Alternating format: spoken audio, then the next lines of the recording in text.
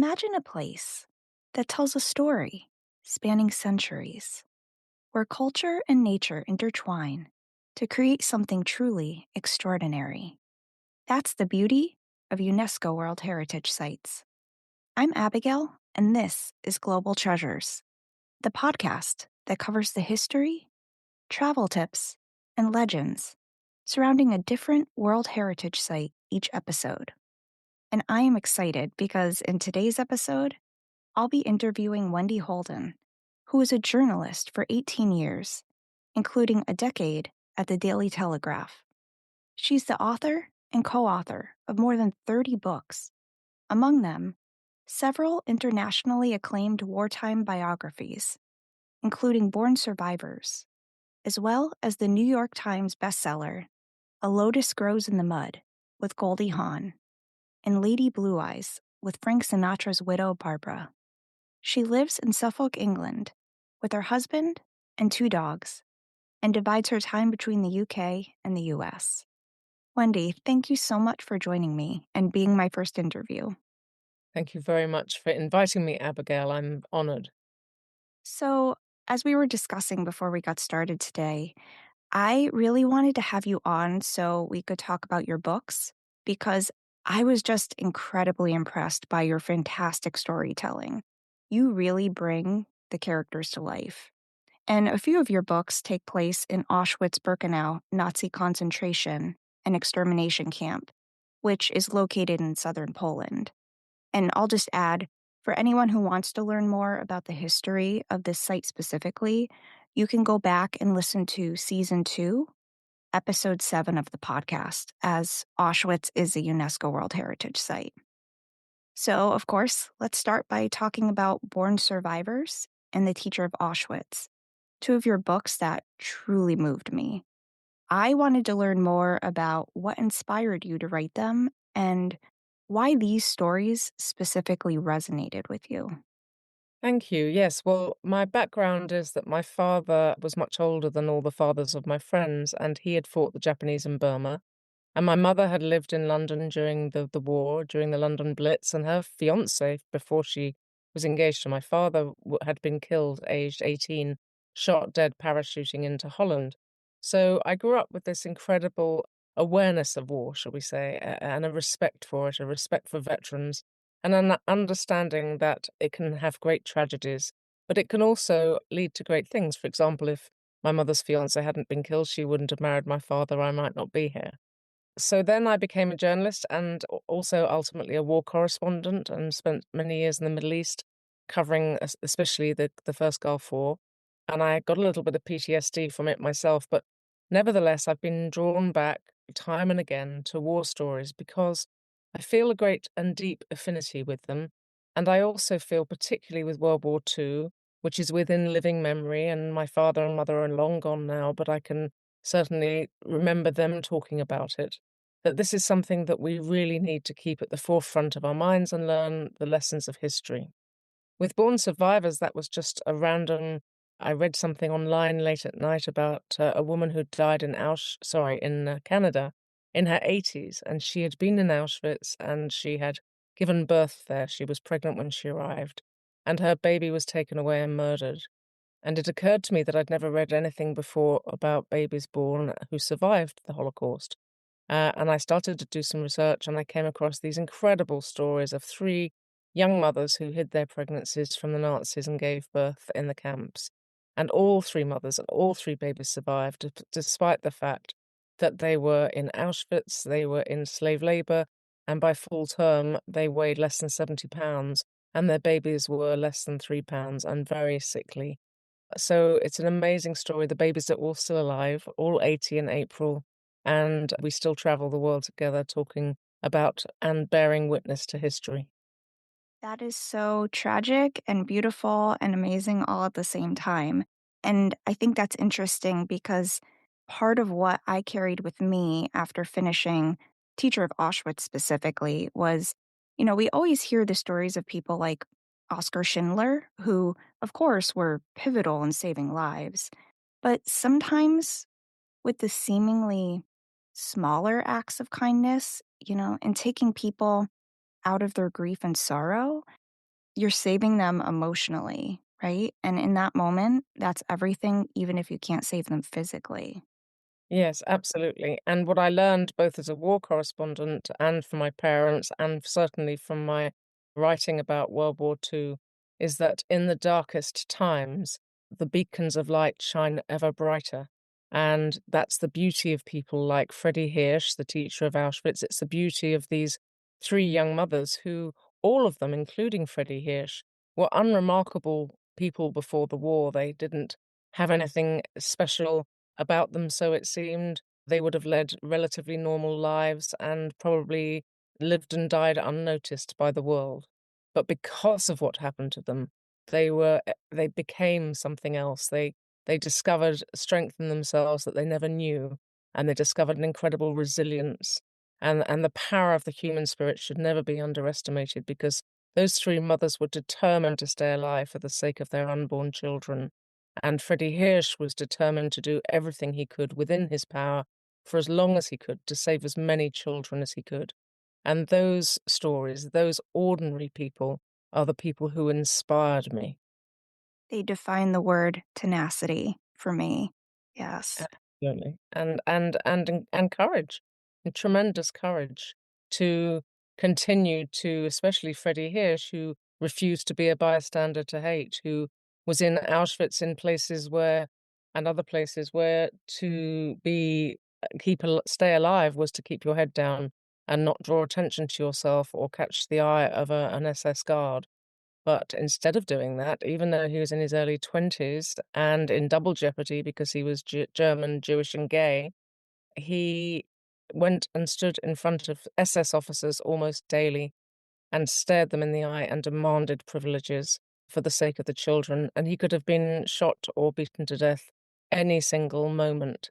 And he'd continued to risk his life for the sake of others. And that is so inspirational and so courageous that it's unbelievable when you look at his background and learn about him, as you will in the book.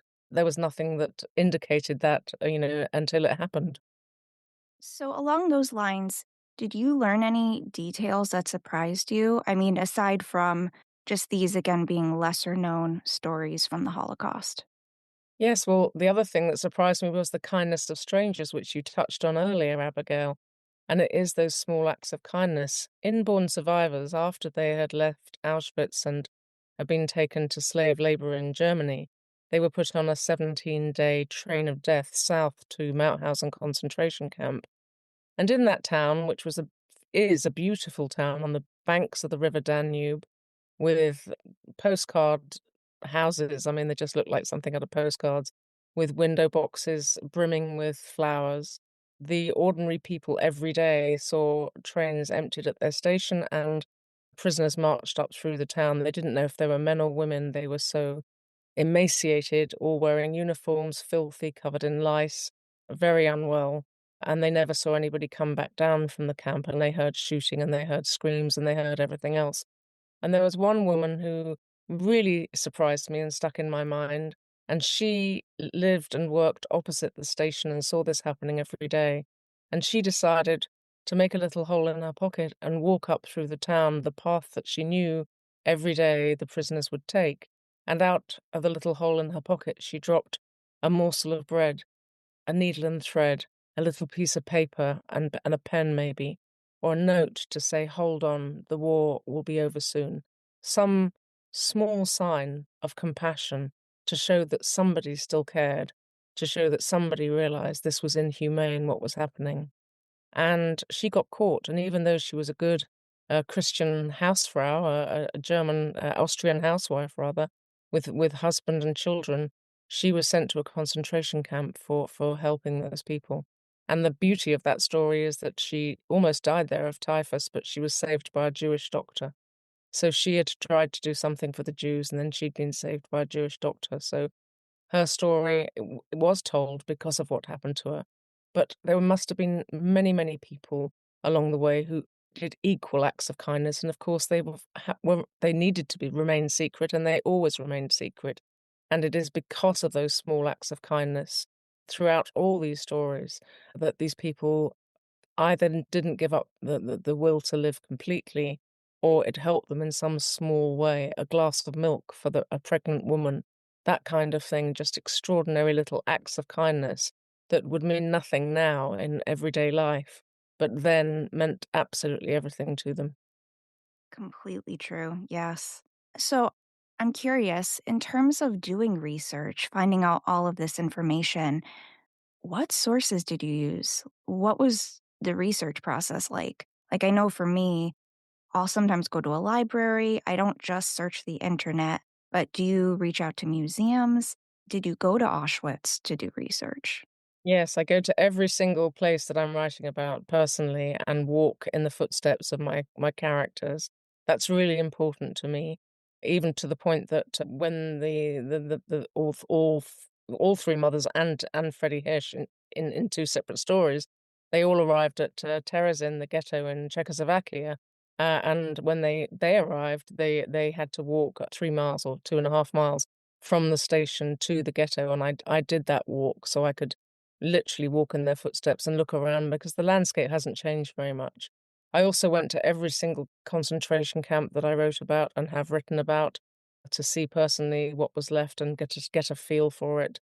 And I went to all their graves and to the childhood homes of all of them, so that I could actually sort of almost soak up who they were, because that's when your imagination really takes over. Freddie Hirsch was born in Aachen in Germany, surrounded by beautiful wooded hills, and he loved nature. It was a great solace for him during the war and also during his unhappy childhood. So to walk in those same woods and to see the lakes that he swam in is an enormous bonus for a writer and a historian, because if you really want to get under the skin of that character for yourself and also, most importantly, for the reader, to be able to sense that, to smell the pine trees, to have a sense of the breeze rustling the leaves is absolutely vital, so that when you then come back to your office or your garret or wherever it is that you work, you can remember that and describe it in some way. And I think that's especially important for places like concentration camps where I would guess most people have not visited, unfortunately.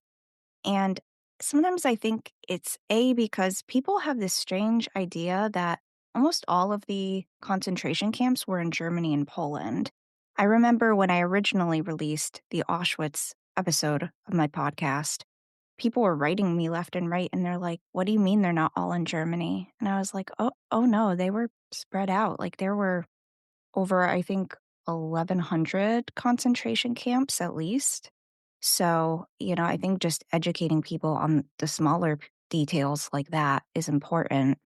But Yes, and to go and stand on that plane, I mean, all 3 mothers and Freddie Hirsch and the children were in Auschwitz to Birkenau, which is, if people see pictures of Auschwitz, they see the gates, Arbach McFry, and they see those brick buildings, the former Prussian barracks. But when you go to Auschwitz Birkenau, which is a mile and a half away, it is just a windswept plain fringed with birch trees. Birkenau means birch trees, and it is a bleak, relentless place where there's no respite from weather.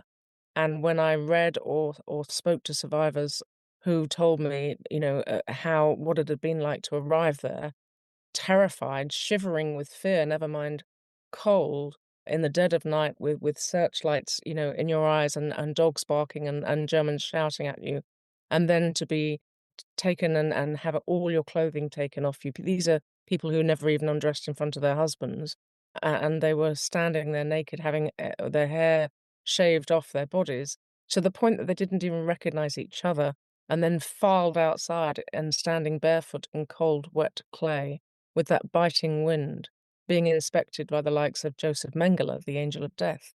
You just you can't imagine it. I mean, little details like one of the mothers didn't want to give up her wedding ring, so she hung on to it and she put it in her mouth, and then when they were coming along the ranks of the lines of naked women standing in the clay, she realized this was too much of a risk to have it in her mouth, so she put it into the clay and she ground it into the clay because she'd rather that the earth swallowed it than that a Nazi took it.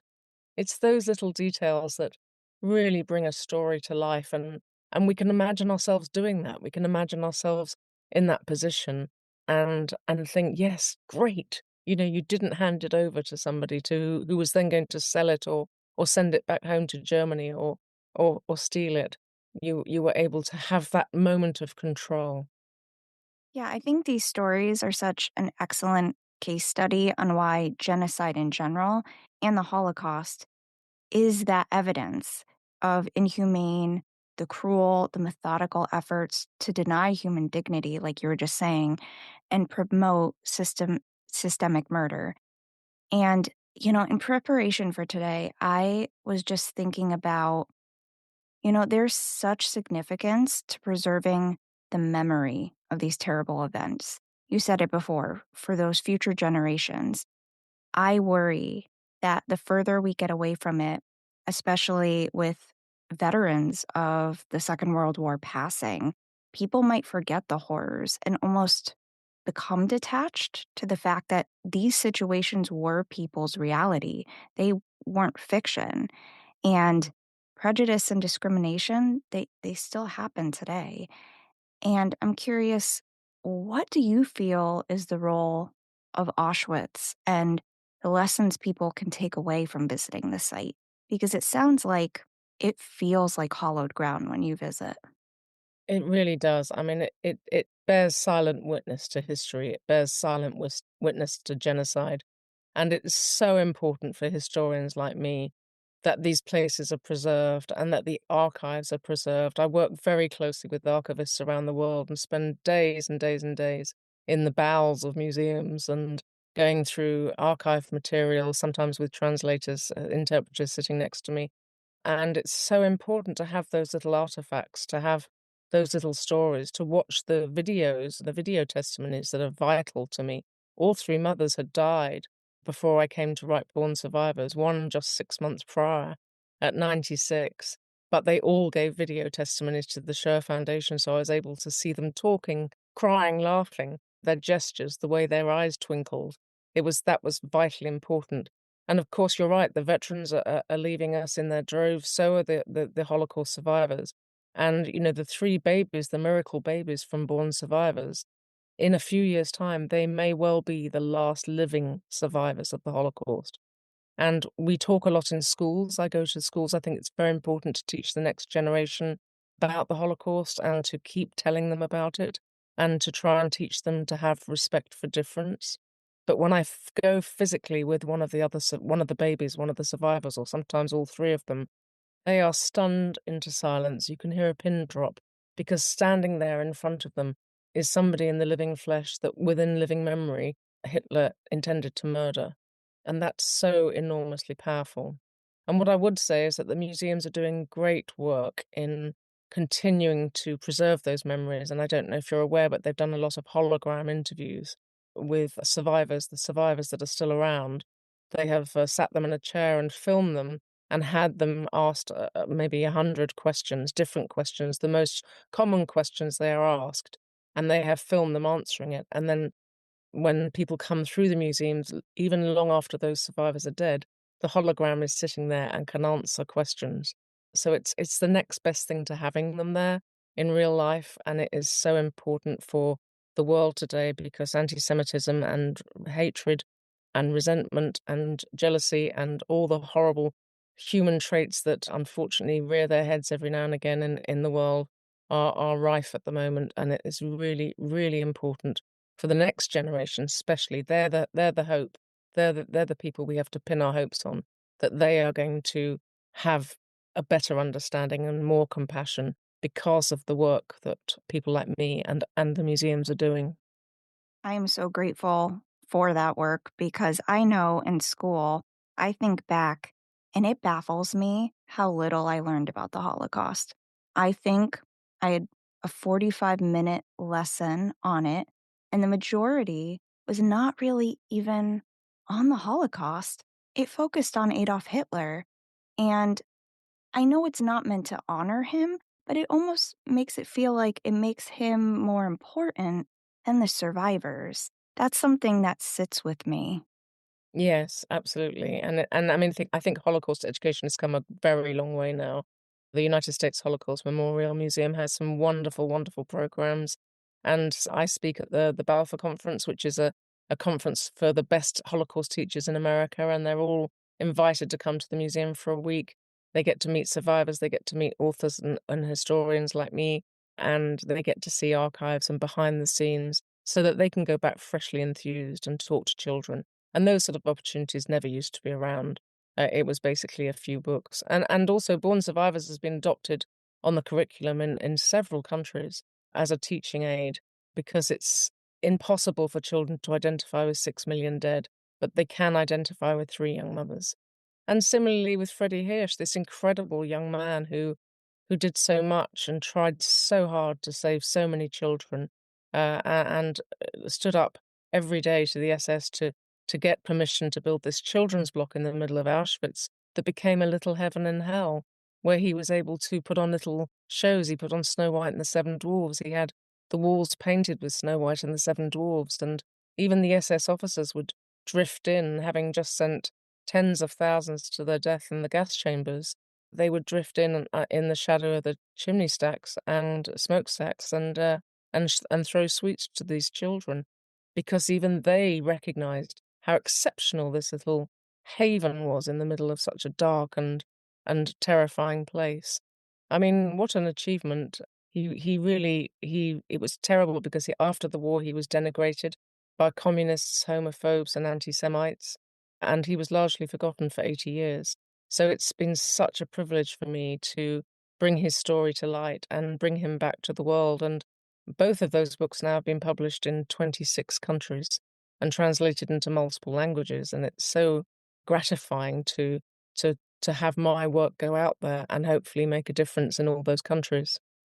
Congratulations, and thank you for immortalizing him. I'm Yeah. curious, are you planning to write another book that takes place in a concentration camp or maybe any other UNESCO World Heritage Site?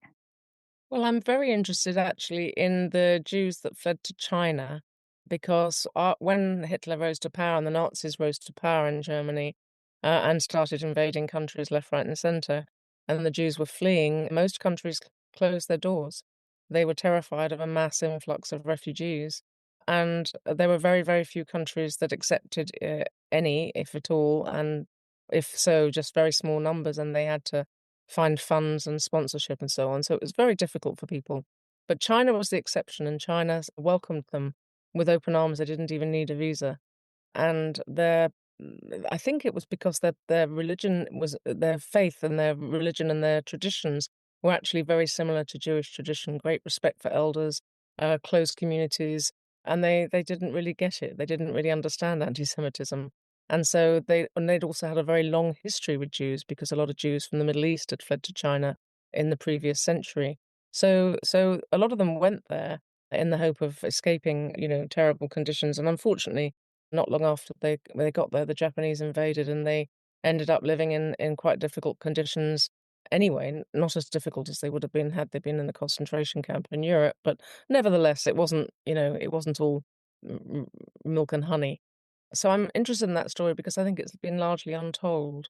So it's not exactly another UNESCO World Site or a concentration camp, but it certainly keeps me in that vein, in that story.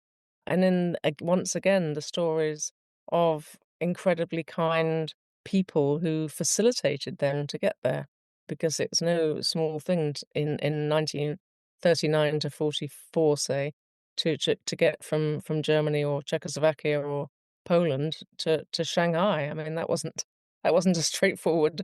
Couldn't jump on a plane. It was a long boat ride and costly and dangerous to even get to a port. So that's a whole journey in itself that I'm quite interested in. I would love to read a book about that. I think the aftermath of all of this is something we also don't talk a whole lot about. And maybe my frame of reference is different being American. There was no actual war physically within the country, but there was a lot of fallout. It took years for countries to rebuild and things to go back to relative normalcy, whatever that means. It wasn't just the war ended and, oh, everything went back to normal. No, absolutely, and I was very glad to be able to include what happened to the mothers after the war, because obviously, to come home from all of that with your tiny, tiny, sickly baby, and to discover that pretty much every member of your family has been murdered, and you go to your apartment or your home and somebody's living in it and won't let you in, and you can see your belongings through the crack in the door, and you can see women walking down the street in your clothing, and you have nothing and a tiny baby and no money and no husband and nobody to help you really. I mean, at that point, many Holocaust survivors, even though they had survived the most terrible experiences during the war, many of them did kill themselves because they just couldn't face continuing on with the struggle. They couldn't face any further agony and pain. But these mothers didn't, and they not only didn't, they kept going. They then raised these 3 children to become beautiful, life-enhancing souls. Each of them has done incredibly valuable work in their lives medically. One's a scientist, one's a doctor, one works in Holocaust education, and they've all gone on to have children and grandchildren. So they really have made their mark in memory of those they lost. That's incredible, the resiliency. Yes. So, where can people find you and your books? Well, I have a website, wendyholden.com, and all my books are there. There is another Wendy Holden who's a writer, but that's not me, so please go to wendyholden.com. And there's a wealth of books there, and you will find lots of different books, some celebrity biographies and so on, peppered in between. They're what I call my antidote books because you can't stay in the Holocaust forever. And in fact, my next book is the first ever authorized biography of Audrey Hepburn, working with her son Sean, and that's coming out worldwide in April, and that's been an absolute delight. But again, the reason I was chosen for it was because Audrey's life began and ended with war, and so the war thread continues. And you'll see if you look at my books that I no matter how I go away from war for a year or more, I always end up coming back to it.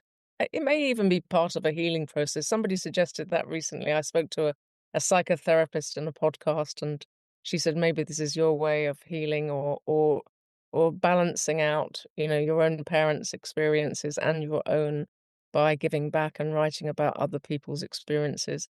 I don't know if I think that deeply about it, but whatever the reason, I definitely feel at home in World War II. Well, as a social worker, I can say that sometimes our subconscious probably plays a bigger role than we give credit to. But Yes. I'll be sure to post links to your books and your website so people can find them in the show notes. And I'll just say this has been fantastic. Thank you so much for being here today.